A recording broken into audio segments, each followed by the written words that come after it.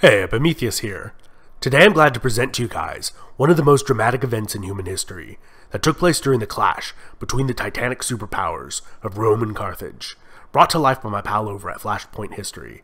If you love this video and would like to know more about this pivotal period in history, he has created a fantastic series covering the Punic Wars. A link to this is in the video's description, as well as to his accompanying podcast, which is also available on iTunes. Enjoy.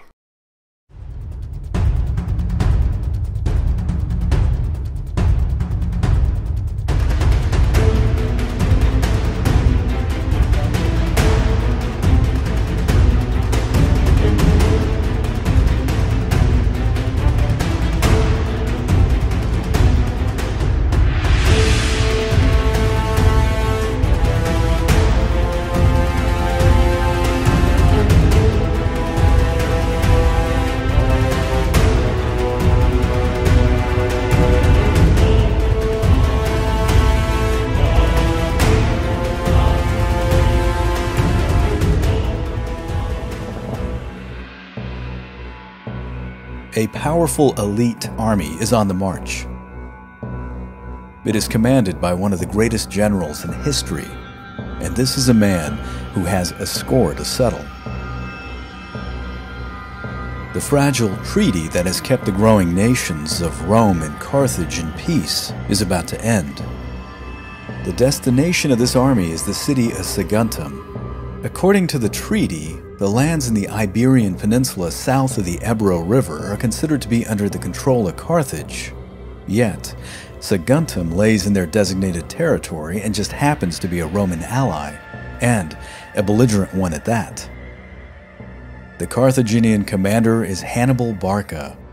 He is here to take the city and punish Saguntum for the countless raids and acts of aggression that she has committed against his nation. His siege drags on for 8 months, and in early 218 he takes the city. The Roman outcry is immediate. A diplomatic delegation is sent to Carthage demanding retribution, which is promptly ignored, and the results are going to be almost guaranteed. The Second Punic War has just begun. The Romans devise a two-pronged assault. One consular army is sent to the west to attack Spain, and the other is sent after Carthage. But what the Romans failed to notice was how aggressive a general Hannibal is. Instead of staying on the defense in his own lands, Hannibal takes his army northeast from Saguntum and crosses the Pyrenees into Gaul. From here, he marches along the southern coast until he reaches the Rhone River. The vast river is guarded by native tribes, but Hannibal devises a way to cross it with his elephants and plans a surprise attack for the Gauls on the opposite bank. Once across the river, his army encounters a small Roman detachment. The fight that ensues is only going to be a skirmish, but the Romans now know that their Carthaginian opponent is on the march. Roman armies are thus brought back from the offensive to defend the homeland.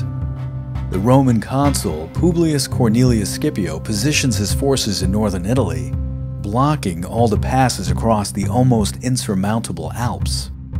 Scipio even goes so far as to recall his co-consul Longus from the south in order to bolster his defenses for the coming onslaught.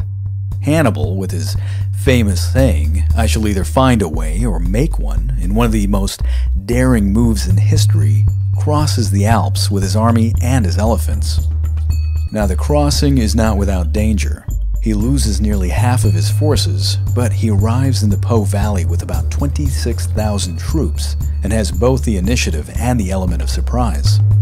His audacity allows him the key aspect of his nature. He will force the Romans to fight him on the land and the time of his choosing. The results are going to be disastrous for the Romans. In November of 218, Publius Cornelius Scipio meets up with Hannibal's unsurpassed cavalry at the river Ticinus. The Romans are no match for Hannibal's elite horsemen, who crush their opposition and nearly kill Scipio in the process.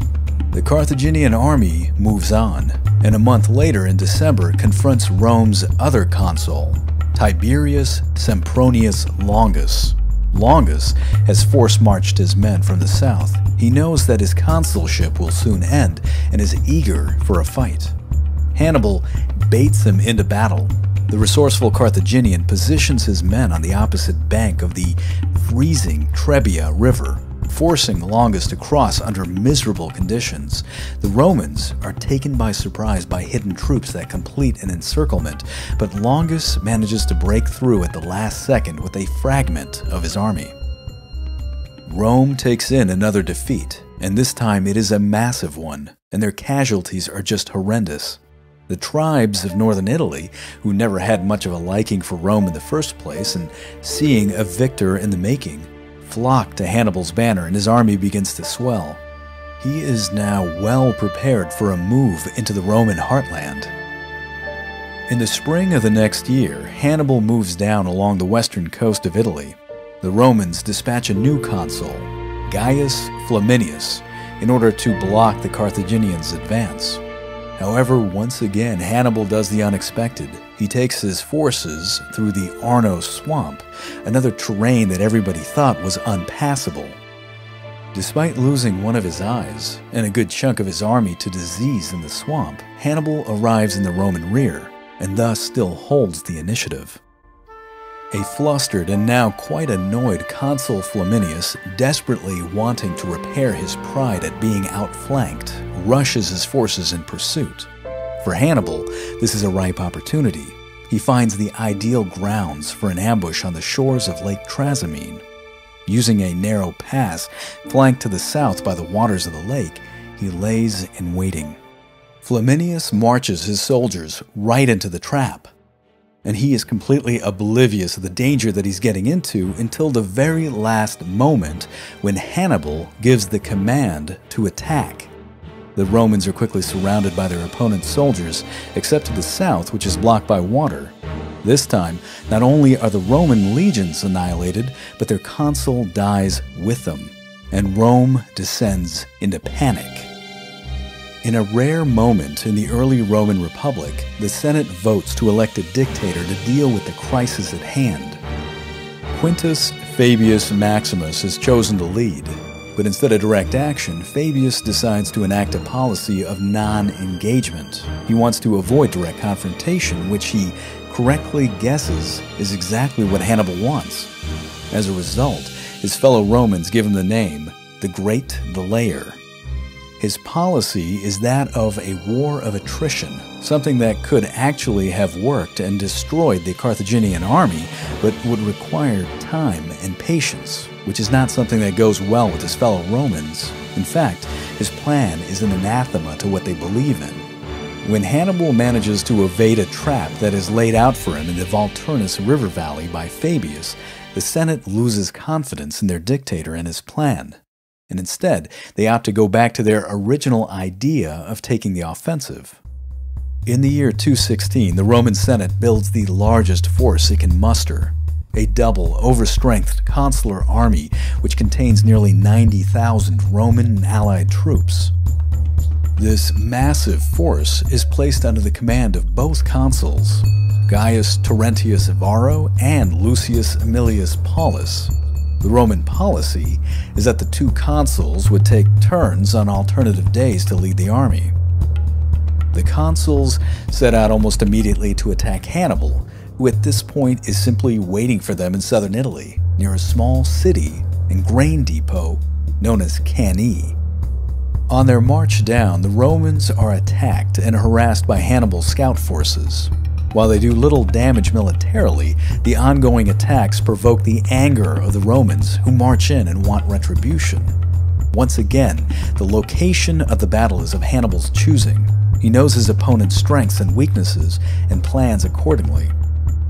Hannibal chooses a large open field, flanked on one side by the river Aufidius and on the other by gently rolling hills. The Romans take up camp, and Paulus, the more level-headed of the two consuls, declines to engage Hannibal. But Hannibal knows that all he needs to do is wait. The next day, it would be Varro's turn to be in charge, and the man was renowned for being both hot-headed and reckless. The day is August 2nd in the year 216. The Carthaginian army, estimated to be about 50,000 troops, is outnumbered by the Romans, who have nearly twice as many people. Defying military convention, Hannibal places his weakest troops, his Celts, his Gauls, and his Iberians in the center in a semicircle that is bulging outwards toward the Roman legions. On his flanks, he places his elite Carthaginian infantry. These are the men that have been fighting for him for some time and have been trained to an incredible state of readiness. And on the extreme flanks, he places his cavalry, men who embody the sense of audacity and movement that is the hallmark of Hannibal's tactics, and much like his elite infantry, are some of the best trained fighting men of antiquity. It is on this day that Varro, ignoring the caution of his fellow co-consul, commits himself to battle.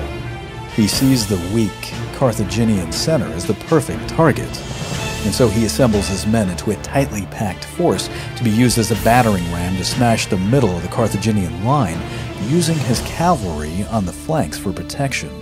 Varro is confident that his superiority in numbers will take the day, and thus the Battle of Cannae begins. Varro gives the command, and the Roman legions, with their broad front, begin to march. The Carthaginians don't move. Hannibal has expertly placed his troops to the west of the battlefield, ensuring that the rising sun and the blowing wind will blind the Romans as they come. Hannibal waits for the Romans to come into contact with his center, and seeing his opponent committed to this attack, then begins to enact his own plan. He commands his front line to fall back, slowly, and he and his general Mago stay closely with these troops to make sure that the front line doesn't fail. As his troops in the center retreat, they draw the Romans in. Hannibal then sends in his Carthaginian cavalry under the command of his esteemed general Hannibal. He sends them into a flanking attack on the Roman horsemen on his left. The Romans put up some resistance, but the Carthaginians quickly rout them from the field. Meanwhile, on his right flank, Hannibal sends in his Numidian light cavalry into another flanking maneuver. They take on the mounted Romans that are on that side. And while this clash is going on, Hannibal and his force manage to swing around the entire rear of the Roman infantry and smash into the remaining Roman cavalry, overwhelming them as well. The Roman horsemen flee from the scene with the Carthaginians in close pursuit, but the Roman infantry in the center have no idea that their flanks are no longer protected. They continue to march in, and Varro, who is with the fleeing cavalry, is no longer able to give them commands. Varro's original plan to break the Carthaginian center begins to fall apart. Hannibal has turned the Roman strength of direct assault into a weakness. As the legions continue to close in, the Carthaginians continue to fall back, and now are a semicircle in the opposite direction. They have goaded the Romans into a pocket. At the critical moment, Hannibal orders his elite infantry to turn inwards and hit Varro's troops on both sides in a double pincer movement. The Romans are now being attacked from three sides. They start to lose cohesion and momentum. The legionnaires in the center are hemmed in, some so closely packed together that they can barely even draw their weapons. It is at this point that Hannibal commands his front line to hold their ground. The only path left open for the Romans is to escape to the rear. But at the edge of the battlefield, the Carthaginian cavalry has returned from chasing off the Roman horsemen. These men gallop in to close the last remaining exit. The Romans are now completely surrounded. Their superior numbers become nothing more than an encumbrance, and the battle devolves into a slaughter. For the remainder of that day, the Romans are cut down on all sides. There is little chance to escape. Many in the center commit suicide, some digging shallow pits in the ground to plunge their heads into the dirt to suffocate themselves. Others asking fellow soldiers to mercifully end their lives. The rest are left to swelter in the summer sun as they hear the cries of their comrades who are being killed all around them, taking in the sight of blood and entrails and knowing that it is only a matter of time till it's their turn. The consul Paulus, who wanted to avoid battle, ironically finds himself in the middle of this carnage. He dies on the battlefield with his men. As the day ends, the Republic has a shocking 50 to 60,000 dead, another 10 to 20,000 captured. Hannibal leaves the field, a massive graveyard, where modern experts later estimated that there was 1.6 million pounds of human flesh rotting in the sun.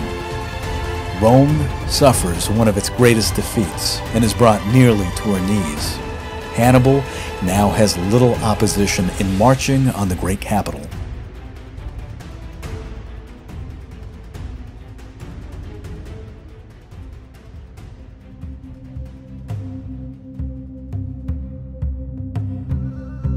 Flashpoint History is dedicated to bringing history to life. Aside from the video content, there are also plenty of history podcasts to choose from. If you enjoyed the video, subscribe, hit that like button, and leave some comments. Include what you would have done if you were Hannibal at the end of this battle. Also, consider contributing to Flashpoint History on Patreon, and remember that all funds go back directly into the production. And for more information on the Battle of Cannae, or ancient history in general, check out the Ancient History Encyclopedia website as well. It's an incredible site, and note that everything that I've been talking about, the links will be available in the description below.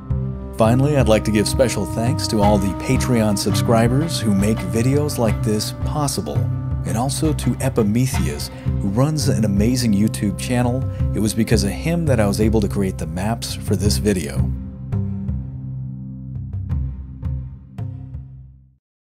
Epimetheus here again, and don't forget, go look at the links in the description, and you're going to get hours more of content like this for you to enjoy. Have a good one, folks.